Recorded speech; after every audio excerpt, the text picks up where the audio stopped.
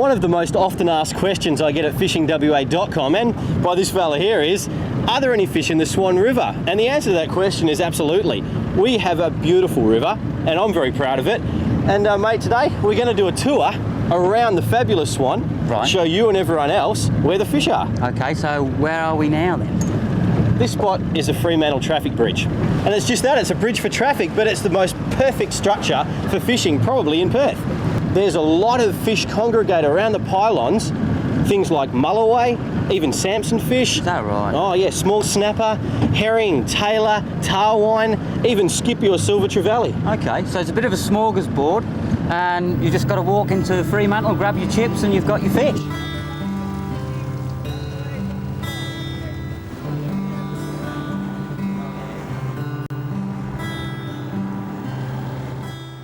Well, the great thing about the Swan River is how many flathead we get here. And flathead are a fantastic fish to learn how to fly fish on and to learn lure fishing, aren't they, mate? They are. Fly fishing's great just on this spot here. You've only got to wade in up to there and you can take 10 or 15 in a session in the morning. Oh, absolutely. And this spot is actually called a lot of different things. It could be called Lure and it could be called the Swan Yacht Club. It's actually the boat ramp in East Fremantle, the biggest boat ramp. And for people that want to wade the flats here and chase the flathead and sometimes some herring and the odd tailor, maybe crabs in summer, this is a terrific spot.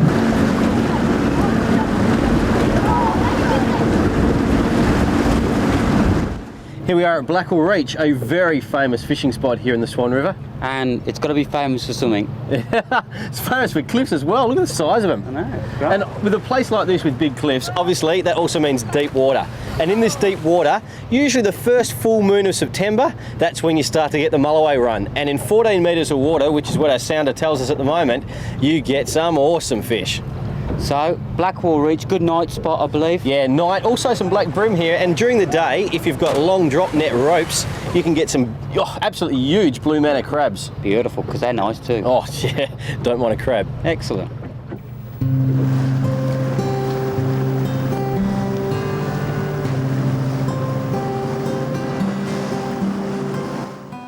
So that's Point Walder, mate. Okay, so what sort of fish do they catch there? Well, it's an excellent spot for people south of the river that want to learn how to fish for flathead and other species like that. You walk right out onto the point and you can cast off into deeper water, so it's really easy to fish. And to me it looks a good spot if you're not very good at casting something, the wind's on one side, you can fish on the other with your back to it. Exactly, you can always cast with the wind, morning or afternoon. Terrific spot, give it a try if you live south of the river.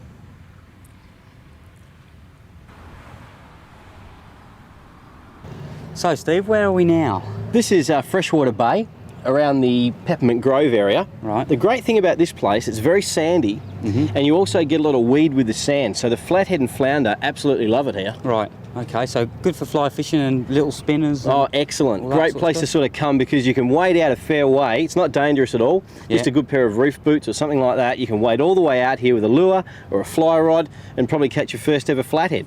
Excellent, so a good beginner's spot. I reckon, mate, but also a great beginner spot up there a little bit further near the cliffs. I've caught some tailor there before. They weren't huge, but for the river, quite nice ones. So we'll go there now, see if we can't get a few. Yeah, I like a few tailor. All right, mate, let's do it.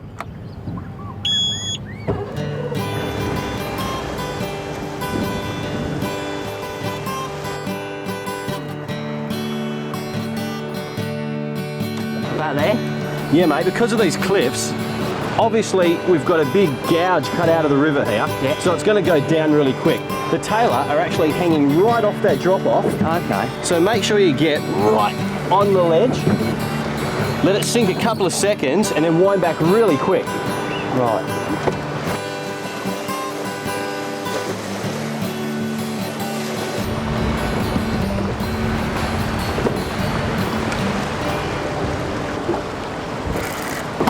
Whoa, he's on. Oh. Whoa. Jeez, he hit that hard again. He did, I've got one of them little small Watch ones. the engine now, only got 2 kilo line on. Oh, he's coming out of the water. What a beauty. I might land him for you there, mate. All right. Just careful that engine. Oh, gee, I tell you what, they're not small tailor in the river anymore, are they? Oh, nice fish. Nice fish, mate. Oh, well that's about an average Swan River tailor these days. The legal limit's 25 centimetres, so we'll measure him in a minute and we'll show you just how much bigger these are than the legal limit.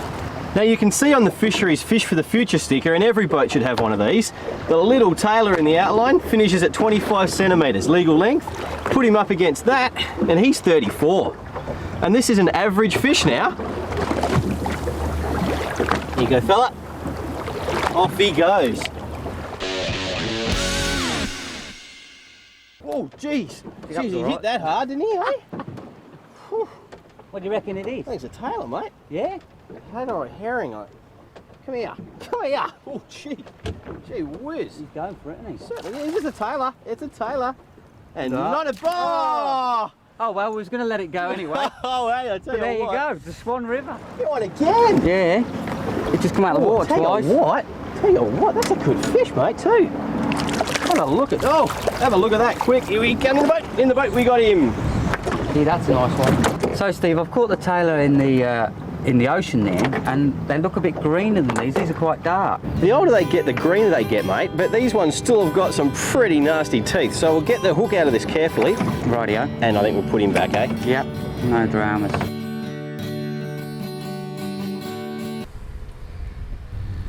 Today, Steve and I are on the banks of the Swan River and it's absolutely beautiful.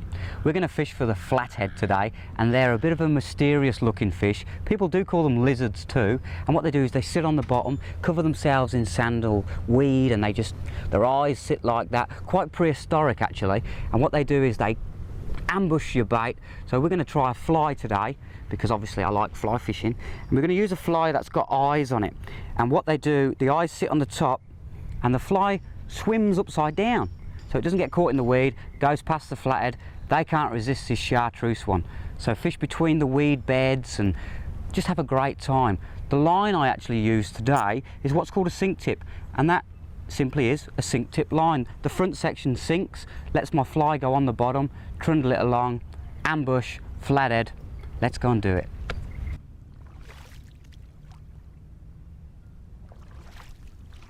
Well, mate, second cast, I haven't even had a chance to get my line in the water, and you've got one already. Mate, these chartreuse clousers are absolutely dynamite here in the Swan River, but what we've got to be careful of, the reason why I've picked them up so carefully is because they've got these little spines just around the side here, and they will spike you. So I'll just show the viewers at home what they're like, and they're just here. See one there?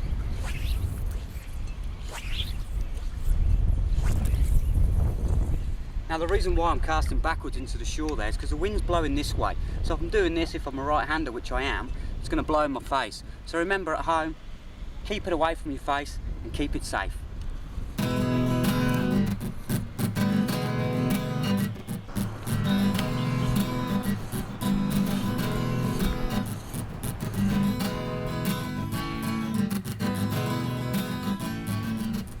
Ian had already caught and landed a small flathead before I got into the water, but there were so many fish about on this rising tide that I was on straight away.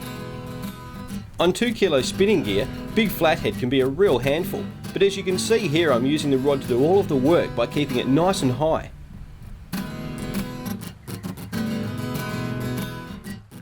Well, Steve, that's a beautiful fish, mate. Mate, what a great lizard! Now I'm keeping his head above the water as I come to shore. That's so he can't get his head down and bury me. And I noticed you've got a fly on there and a bean sinker. We'll just grab him in the mouth there so you can hold him. Wait till he stops kicking, because then I might just go with this, because this one's a bit more active than the last one. Okay. Gently touch him there. Yep. Out comes the Charlie. They've certainly got hard mouths there, haven't they? Now, that was my first cast for the day. Beautiful. They are everywhere. On a fly too. But not conventional, Steve. No, not conventional. We don't like to be conventional. I'm being a bit of a wuss holding him with pliers, but these big ones are a little bit more active, and as he flips around, they might just sting you. And I've been stung by enough things in this series already, so I think I'll take it a little bit easy today. Should we put him back? Because We'll put him back. Good fish. Okay, around we go. He's feeling very strong, so we might just hold him on station with the pliers quickly, and he'll swim off straight away. Watch this. Off you go. It'll be like a dart. There he goes.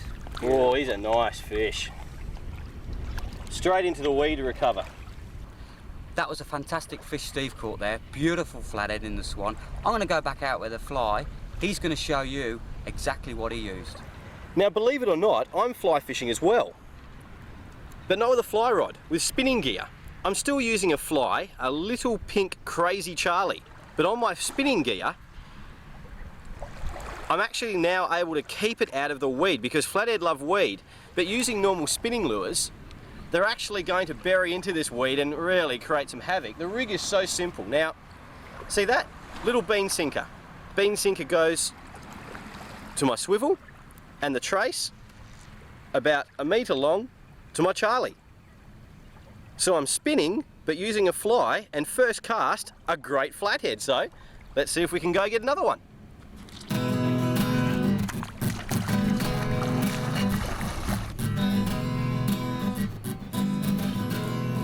Beautiful. I'm on again. You're not! I am too.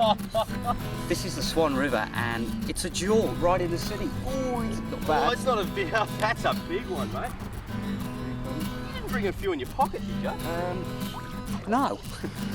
Look at that! Now, this is going to be a bit tricky to get off. What I'll do is I'll hold the leader for you, and you can...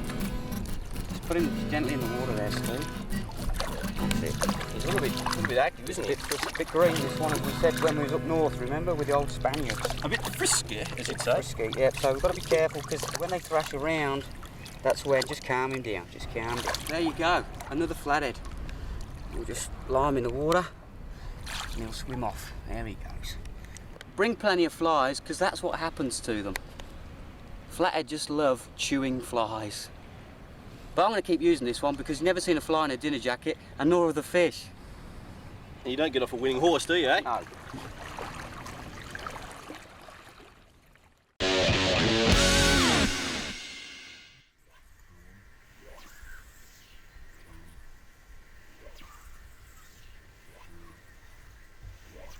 Used to go fishing with my father all the time, and he's the one that always used to take the knots out, because forever casting in when you're a kid, you can't just sit there and do anything. And in England with coarse fishing, you tend to just sit there and look at this float all day. But when you're a kid, you have to do something all the time. So we always used to go on holiday to the same place every year. And there happened to be a trout lake next to this coarse fishery.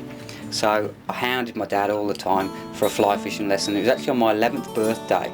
He turned up with this fly fishing lesson, and a very wise old man like yourself took me under his wing, only for probably about 10-15 minutes. He showed me the basics in trout fishing, and I thought it was fabulous. He was always casting in and out, and being 11 years old, it was just fantastic just to keep doing something all the time instead of sitting there.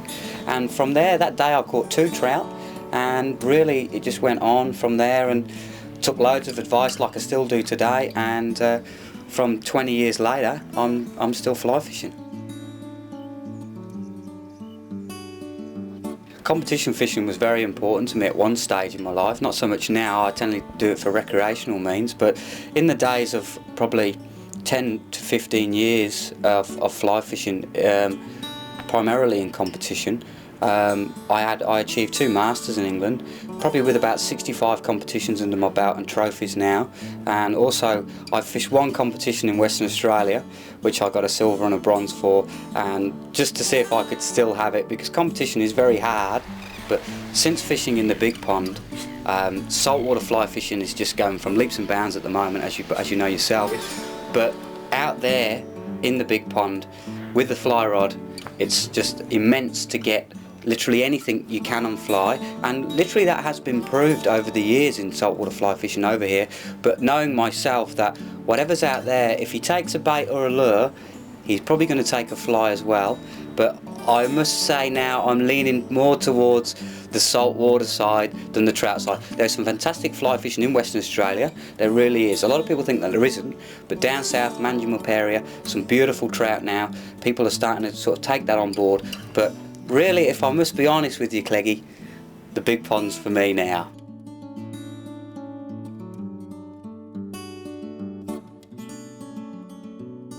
I've made Australia my home, and I will continue to provide a service, which I hope I can do, and taking everything what it's got to throw at me, because I'll certainly take it in both hands and hold it close to my heart, and this is the place for me.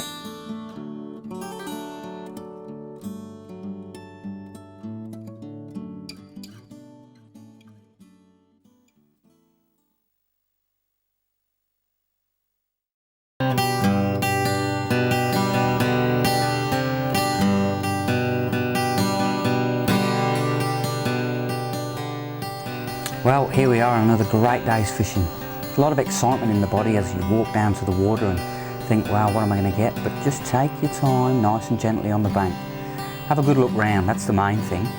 There might be fish rising just by your feet, so just stop, compose yourself, have a quick look just to see where you're going to fish. And don't forget, keep your rods pointing backwards, and well, it's going to be a fantastic day's fishing today.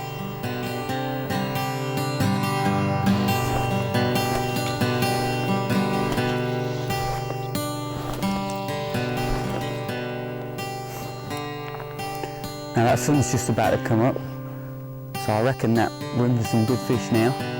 They'll probably start rising as soon as that sun just touches the water, because then they'll really start to see. And then as the morning goes on, they start going a bit deeper and deeper and deeper.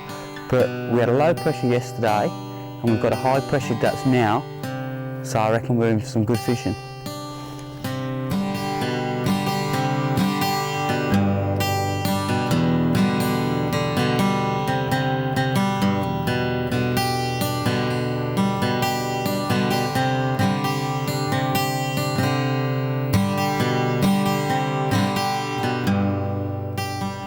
And what we're doing here, we're just skipping the fly across the surface, checking it, see if there's any fish following it, and nice punchy cast forward, keep watching, and we're into it again.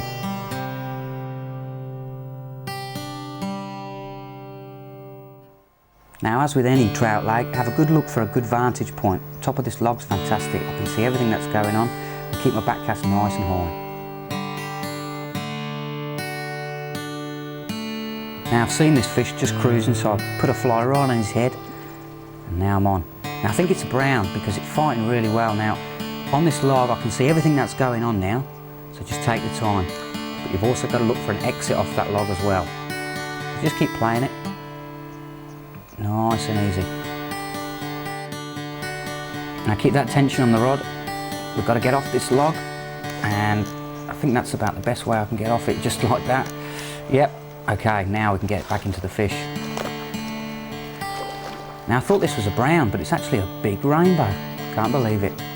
Beautiful fish, just gently onto the bank. Now if you had a net it'd be a lot easier, but that's fine, just like that. Now I've got this beautiful conditioned rainbow, female fish without a doubt. Telltale signs, the belly, she's very loose now. She'll be releasing eggs in about 2 weeks' time. And you can also tell that by the back end as well. And she's not quite ready, she's loose on one side and on the other. So if you get a female fish like that, treat her with a bit of respect. Caught on a Mrs. Simpson in Manjimup. What a beauty. There you go, she does one big clear of her gills. She'll be fine in a second. See, if I was to let this fish go now, see, a lot of people think you can just throw them in.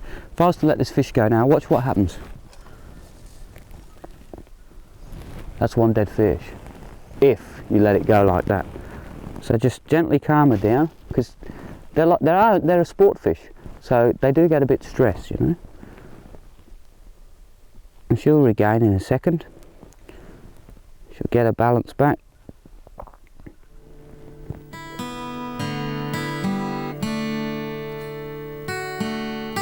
Beautiful.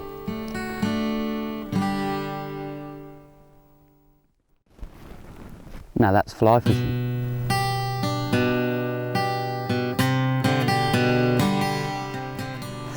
Now that rainbow we just had there, because this is such a pristine environment, she was so well that I actually thought that was a brown. The way she was fighting, she was burying her head, going right down, which is a characteristic of a brown. Usually the rainbows, they perform a bit, but the browns, they're usually a hard fighter. So just remember, everything's not what you see.